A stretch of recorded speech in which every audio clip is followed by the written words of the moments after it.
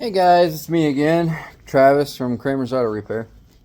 So today, a customer dropped off 2009 GMC Yukon Denali XL. It's kind of like the Suburban of GMC, basically. So the reason he brought it to me was because he was having AC issues. He said when he pushed the AC button, the light would blink 3 times, and then it would just stop working. It wouldn't turn on.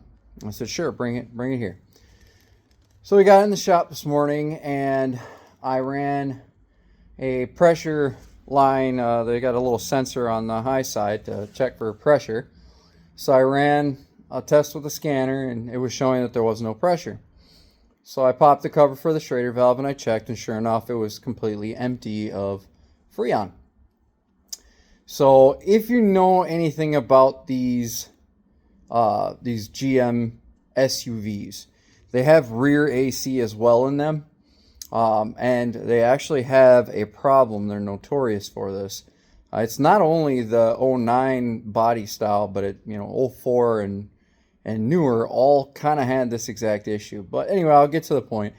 So I threw a little bit of dye in there, and I threw some Freon in it, just to figure it out. And my suspicions kind of came to realization. I was almost certain I knew what the problem was, but I wanted to properly diagnose it before I started tearing stuff apart. But anyway, ran some dye in it, ran some Freon in it, and I don't even think I needed the dye because you could hear it hissing the moment you started putting Freon in it. And I'm going to show you guys something. This is specifically any of the ones. It doesn't matter if it's a Chevy Tahoe, Chevy Suburban, GMC Yukon, or Yukon XL. Any of these SUV styles that had rear AC were very problematic. I've literally done a handful, if not more, over the last couple of years with the exact same issue, guys. And I'm going to show you exactly what the problem is and why it happens. There's really nothing you can do to fix it, or to prevent it, I should say. It's just kind of how it was made. Manufacturers kind of screwed us on this one, guys, but I'm going to show you anyway. So I'm going to flip the camera over and I'm going to show you. So you got the whole front of the vehicle up there, right? Well, on these with rear AC, they have 2 AC lines, the high side and the low side, that literally go along the frame rail. Up and around behind the fender well, as you can see, you have this line right here, which is your high side. And then you have, I think it's this little guy. Yeah, this little guy right here. This is your low side, right? Well, they have these guys. That's what fastens it to the body of the vehicle. Okay, keep them in place so they don't vibrate and all that stuff. Well, that's the issue.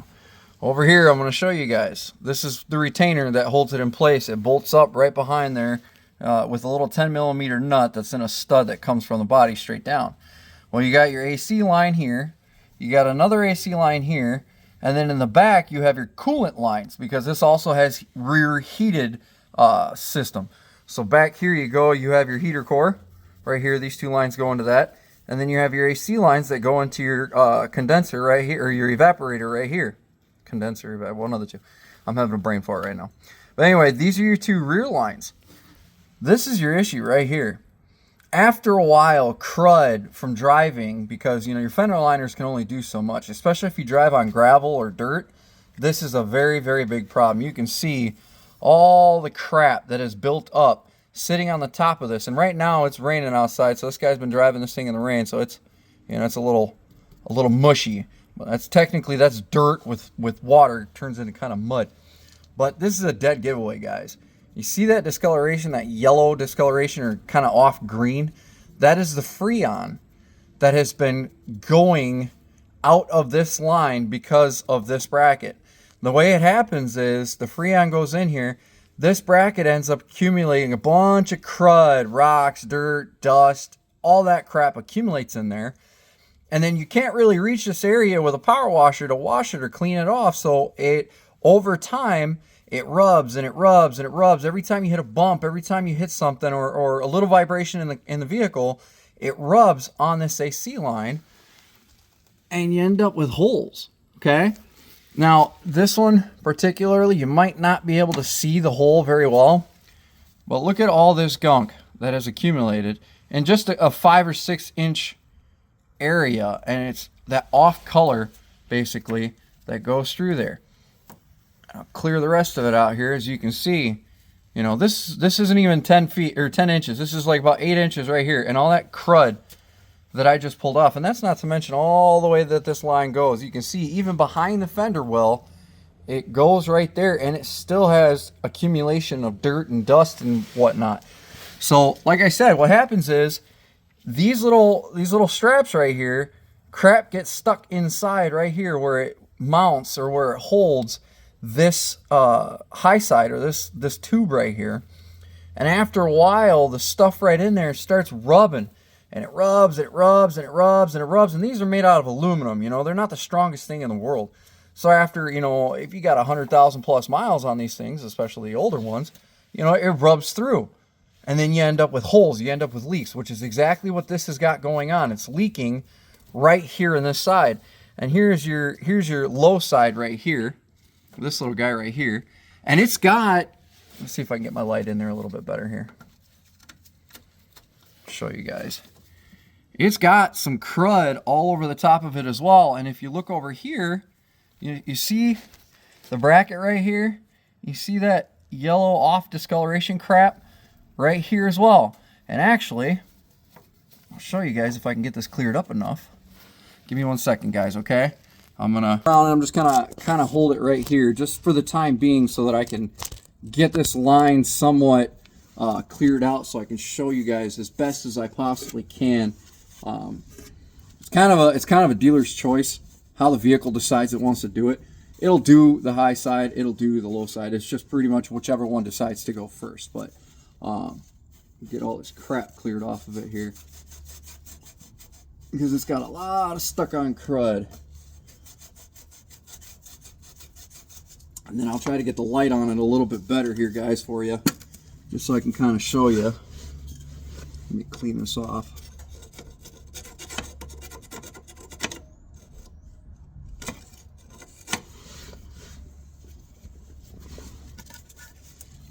But yeah, like I said, all this dirt and dust and, you know, nasty crap just kind of,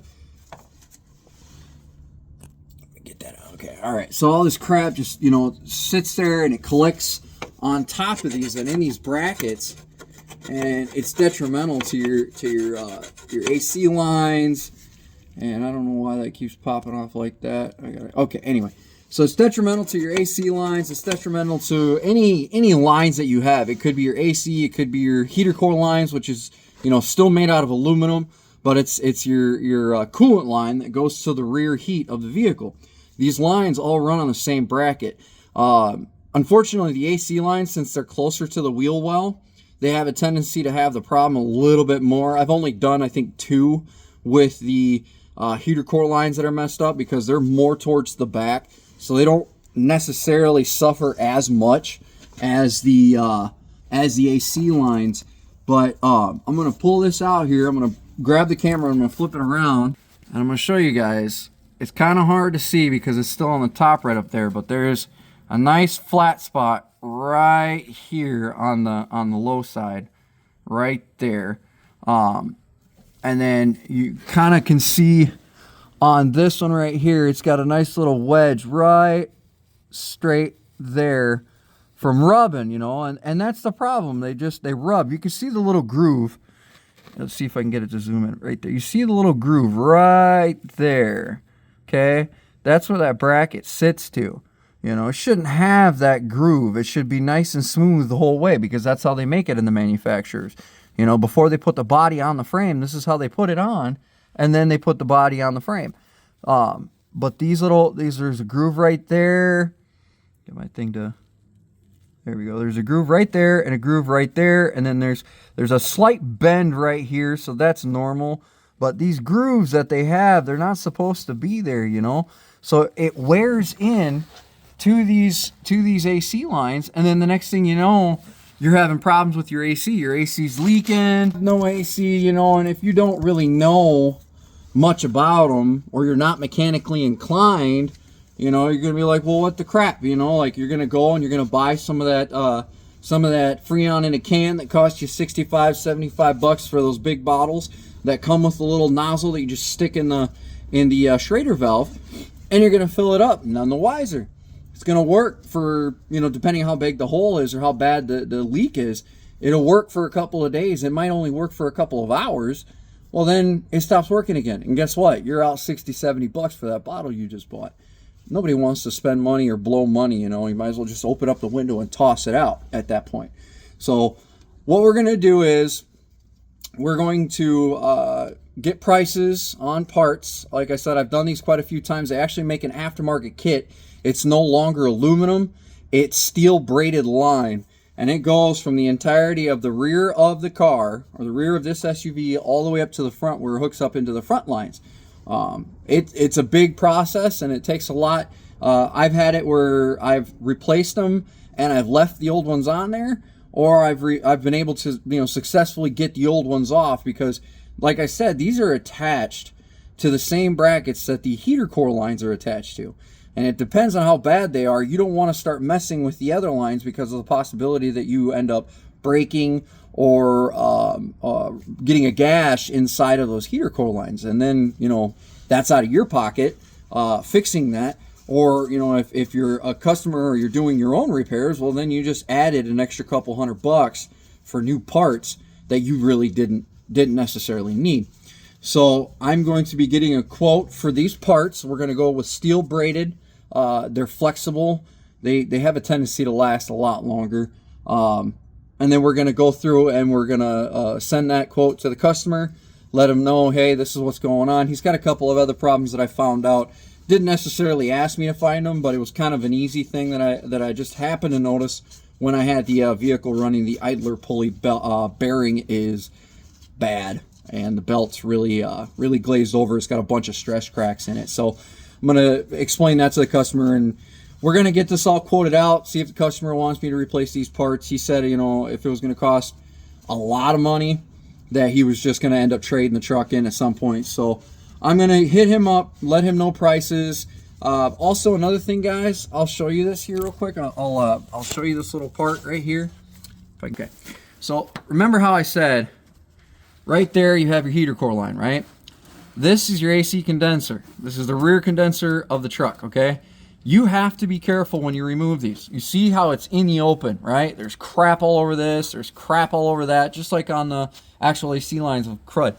When you take this nut off of that stud, that is a 13 millimeter nut, okay? You have to be extremely gentle, because the possibility, the way this sits, there's a strong possibility that you could accidentally break that AC condenser inside of there. And then you literally have to go and you have to tear the whole entire passenger side paneling on the back of the hatch of the SUV. You got to tear all that out. And it actually has an HVAC box, just like the front and behind the dash. This has the same concept. And I've done 2 of these now just because these lines wouldn't come out. And we didn't want to make it worse, so I told the customer, hey, we're going to need to replace that heater core. Or not that heater core, the AC condenser. So be very careful when you take this nut off. Be very careful that you don't just start grabbing and squeezing and pulling and all that stuff, because those are very, very brittle. They're made out of aluminum, obviously, but, these vehicles, this one's an '09. This one's almost 20 years old, guys. This is a 16-year-old car. So you got to be careful with this kind of stuff when you do this. Otherwise, you're going to end up causing more damage, and it's going to cost you more in the long run. So take your time on this stuff. If you don't feel confident about pulling it out, before you take it off, spray a little bit of PB Blaster or some penetrating oil up inside of here. It might not help, but hey, it never hurts. So spray a little bit on the nut. Make sure you get that. Same thing under here, guys. Flip this around. Same thing in this area right here, okay? There is a nut right here, all right? I've already got it out, but there is a nut that bolts to this stud right here, and then let's see if I can get it in the picture here. Right over here as well, where that bracket is. I'll show you here. There's a nut somewhere. There it is, right there. You guys can't see it, but it's right here, guys. Spray those down as well. Do it 20 to 30 minutes before you plan on taking those out. The problem is that they get rust, okay? We live in the Iowa belt up here, the Minnesota, Iowa, Rust Belt, USA. If you live in a state that has snow, salt on the roads, you know, any of that crap, you're going to end up with rust. Whether you like it or not, I don't care how many times you wash your vehicle, some part of the vehicle, especially bolts and nuts, are going to be rusty, guys. It's just the way it is. So spray them down with a little bit of penetrating oil before you decide to remove them. 20, 30 minutes is usually what I say. And then once that's done, you know, be gentle. Don't stick an impact on it and call it a day. You know, you got to hand wrenches sometimes on some of these because you might have to work it back and forth to get all that rust that's been building up on that nut or that bolt. You got to get that rust off. So, you know, you work it back and forth and everything like that. And then, you know, patience is a virtue, guys. I'd rather have it done with a little bit of extra time than have it break and then have to spend a bunch of time trying to replace stuff like that. And that's a stud that's welded to the actual body of the car. So in this condition, it might be a better option to take your time and do that kind of stuff, because if you break that, how are you going to put that back up there? You know, you want to make sure that these vehicles, when you put them back together, are in the same condition, if not better, than when they came into your shop. You know, so you don't want the customer to take their vehicle after you accidentally broke one of the mounting bolts that holds those lines in place, and as they're driving down the road, now those lines are sitting there smacking the body of the car, and they can hear a vibration in there. You know, you don't want repeat customers in that kind of way. You want good repeat customers because you did a good job. Not coming back because, well, now you worked on it and now my car vibrates. You know? So anyway, I'm going to leave you guys there. Like I said, I'm going to get this customer a quote. And then once we get the quote figured out, and if they decide that they want to do it, I'll make another video once I get the parts showing you exactly what the new ones look like. And then we'll go through and I'll either remove the old lines or I'll just leave them there. And then we'll install all the new hoses. And then we'll put some Freon in it. We'll make sure that it doesn't leak anymore, and then we'll go from there. So that's all for now, guys. Be on the lookout for the next video. Thanks for watching.